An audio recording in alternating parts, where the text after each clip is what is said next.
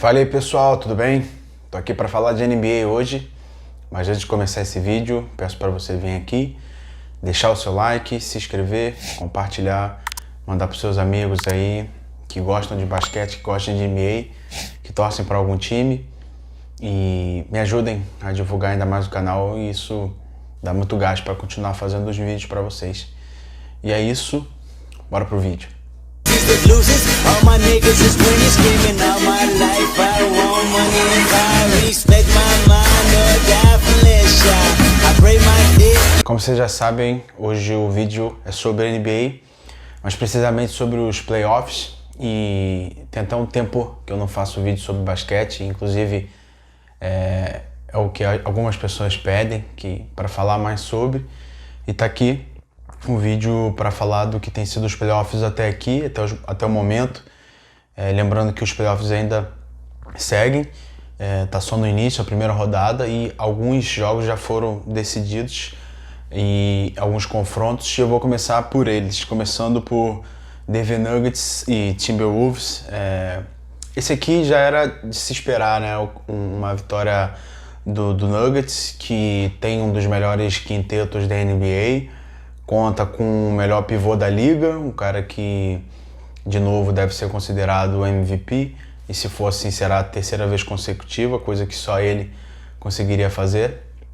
E foram até jogos equilibrados, de certa maneira, mas assim, tirando o primeiro que foi bem superior, o time do Nuggets, mas de certa maneira o Nuggets chegou a ganhar os 3 primeiros e o Timberwolves ganhou o 4º, e o Nuggets acabou fechando o jogo dentro de casa.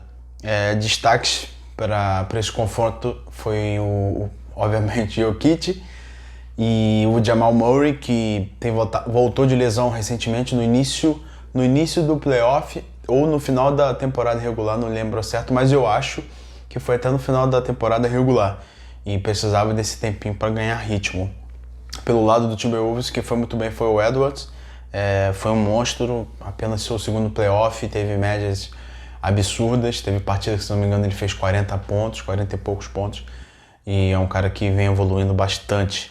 Falando sobre outro jogo, o Phoenix Suns e o Los Angeles Clippers, para mim foi uma das surpresas até aqui, principalmente da forma como foi o confronto.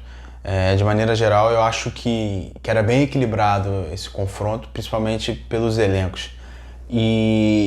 Mas com a lesão do Leonard, do Kawhi, aí realmente as coisas mudaram muito, ficou bem mais complicado para o Clippers, e pode até ser polêmico isso. Eu acho até uma discussão muito válida, esse lance das lesões, se realmente elas interferem muito e se são as principais causadoras. Mas, na minha opinião, a lesão do Kawhi foi muito efetiva para que o time dos Clippers perdessem o confronto, até porque eles já tinham o Paul George fora, e dois caras que são fantásticos fora, realmente complica. Mas o Suns aproveitou a série, virou, e tem ótimos jogadores também. O próprio KD foi para lá recentemente, já tem o CP3, o Kevin Booker, então é um time muito bom que pode dar um trabalho no playoff também. Mas agora vai pegar um dos times mais fortes, que vai ser o confronto entre Phoenix Suns e o Nuggets. Eu acho que o Nuggets não perde uma série de 6 jogos pro Phoenix Suns, eu acho bem difícil, mas vamos ver, né? A gente sabe que a gente tem até exemplo aqui daqui a pouco, próximo assunto, que a gente pode esperar tudo dessa NBA. E é o que aconteceu em Bucks e Miami Heat. Então é uma série que, se você perguntasse antes dela acontecer, você chega para 10 pessoas e pergunta quem vai passar, tenho certeza que umas 7, 8 pessoas falariam que o Bucks ia passar até com certa facilidade, até pelo que foi o play-in entre Chicago Bulls e Miami Heat. Mas a gente vê que na prática realmente as coisas mudam.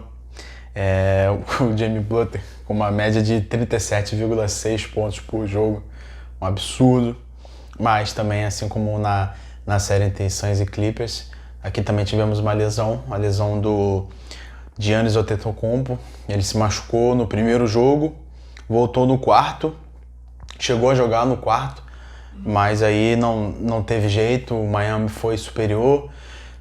Superior até uma palavra complicada, mas os jogos foi muito equilibrado e teve o Jimmy Butler como cara fazendo pontos no últimos segundos de jogo e depois virando no acréscimo. Então é difícil, é bem complicado. Basquete, um arremesso, um dia muito bom, a gente sabe que muda muita coisa. Mas assim, tirando isso, o Bucks foi um pouco abaixo também, tirando a lesão do Antetokounmpo. A maneira que o time jogou, é claro que muda uma peça rápida e a melhor do time faz diferença, mas acho que ficou faltando um pouco da equipe como um todo. E os playoffs até agora, sem dúvida, o cara é o Jimmy Butler. Não tem como, o cara em 2 jogos, nos últimos 2 jogos contra o Bucks, ele fez 98 pontos, então assim... E fora com a lesão do Tyler Herro, que é um cara que sai do banco e tem que começar a titular às vezes, que se machucou e vai fazer muita falta, né? Partindo agora para outro jogo já resolvido, o Cavaliers e o Knicks, New York Knicks. Talvez a maior decepção desses playoffs até agora é o Cavs. É um time que, pelo menos eu esperava, muita gente esperava não muita coisa, mas a gente queria ver algo a mais, porque era uma equipe muito boa. Os caras contam com 2 armadores All-Stars, e o Garland e o Spider Mitchell, que são 2 jogadores fantásticos, principalmente o Mitchell, mas o time que acabou se defendendo mal, o time que se defendia muito bem, se defendeu mal, sofreu no garrafão, e isso foi fundamental para a vitória dos Knicks, que foram muito bem com o seu trio, que é muito interessante, né? O Julius Randle, o Jalen Brunson e o RJ Barrett. São caras que fizeram a diferença quando tiveram oportunidade, jogaram muito juntos e no final das contas foram superiores de uma maneira geral. Veremos uma partida também muito interessante entre o Knicks e o Miami Heat, 2 equipes muito físicas. O Knicks tenta pontuar com diversos jogadores, isso foi o que aconteceu ao longo da série contra o Cavs, e já o Miami Heat canaliza suas forças muito no Jimmy Butler e tem dado certo, mas pode ser um problema, principalmente se é um Tyler Herro e obviamente por ir cansando, né, ir minando o jogador e a própria marcação se fechando mais nele. Partindo agora para o duelo entre 76ers e os Brooklyn Nets. Essa aqui foi a única varrida que a gente teve no playoffs até agora.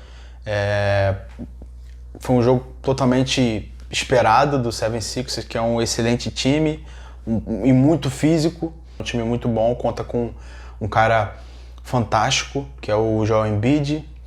E não tem muito o que falar, dá uma varrida, né? O time foi muito bem, mas a gente tem pontos importantes, principalmente no jogo que eles vão fazer contra o Celtics, que é outro time que se classificou ontem. Vai ser uma série muito interessante e muito equilibrada, mas eu ainda assim, não dá para fazer uma previsão, né? É bem difícil porque são 2 excelentes times, mas eu ainda acho que o Celtic tem uma certa vantagem. Para mim, eles são os favoritos junto com o Bucks. O Bucks saiu, eles agora são os favoritos a conquistar esse título. E uma coisa que pode pesar positivamente para o Celtics é a lesão do Embiid. Ele teve uma lesão no joelho, não chega a ser uma lesão tão séria, ele volta para a série, mas o primeiro jogo é certeza que ele não joga, e o segundo ainda estão na dúvida, dúvida. Então imagina ele perdendo 2 jogos da série, não sei não, mas o Celtics já entra com muita vantagem se realmente de fato isso acontecer. Falando no Celtics, como disse ontem, acabou a série entre Celtics e Atlanta Hawks, outra série que era, digamos, fácil e se transformou em difícil muito pelo jogo do Atlanta e um cara especial. Mas primeiro falando do Celtics, time que passou, obviamente a gente falar de uma vitória, de uma classificação do Celtics que vai passar por Jaylen Brown, Jason Tatum e até o Derrick White, que foram os melhores até aqui. Claro que o jogo de ontem também a gente pode esticar por Horford, que foi muito bem, o Grant Williams, o Robert Williams, é um timaço, todo mundo que assiste fala desde o ano passado isso. E uma coisa que o Celtic estava pecando nesses jogos era a defesa. A defesa, que já foi uma das melhores da liga, estava falhando. E a partir do momento que o Celtic ajusta a sua defesa, ele vai ser um dos favoritos, principalmente contra qualquer time, porque é um time que resolve muito na frente. Então, se tiver sólido atrás, aí as coisas se ajeitam, aí é difícil de segurar os caras. Mas o Hawks, é importante dizer que ele tem um dos jogadores mais clutch da liga, que é o Ice Trae Young, um cara que mete bola de qualquer lugar, que foi ele que manteve o Hawks no confronto, porque se não fosse ele, o time já tinha sido eliminado há um tempo contra o Celtics. Agora a gente vai falar dos jogos que ainda estão rolando, jogos que ainda não tiveram os vencedores e acontecem hoje, falando de Sacramento Kings e Golden State Warriors. Tem sido o duelo até aqui, se eu não me engano, na minha opinião, né? Posso falar por mim, dos playoffs, porque são dois timaços, dois times até de certa maneira igual, são dois times arremessadores, mas o Sacramento Kings ainda joga mais dentro do garrafão que o Golden State, que obviamente tem disso como característica. Mas o Golden State tenta minar um pouco a velocidade do Kings e tenta mais cadenciar o jogo com os seus arremessos. Importante dizer que o Kings ganhou os dois primeiros jogos dentro de casa, o Golden State ganhou os dois primeiros jogos dentro de casa.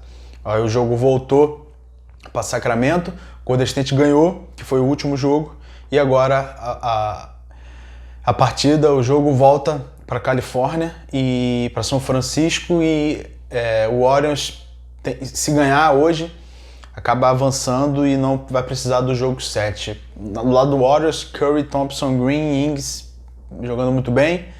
No lado do Kings, DeAndre Fox e Sabonis jogando muito bem, de uma maneira excelente, e também tendo os bancários muito importantes também.